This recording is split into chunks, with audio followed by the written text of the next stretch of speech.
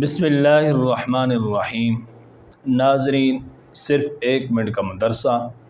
1 minute کے مدرسے کے اندر آپ کو ایک چھوٹے سے عمل پر جنت میں داخلے کا واقعہ سناؤں گا۔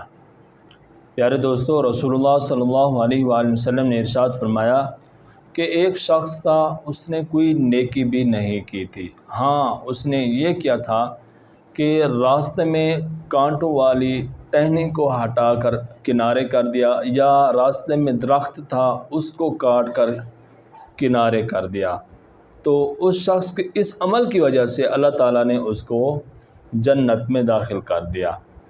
میری دعا ہے کہ اللہ تعالیٰ ہم سب کے چھوٹے چھوٹے اعمال قبول کر کے ہم سب کو جنت میں داخلہ عطا فرمائے، اور ہم سب کی مغفرت فرمائے، اور ہم سب کے جتنے بھی رشتہ دار فوت ہو چکے ہیں تمام کی مغفرت فرمائے۔ آمین ثم آمین۔ مجھے بھی اپنی دعاؤں میں یاد رکھنا۔ السلام۔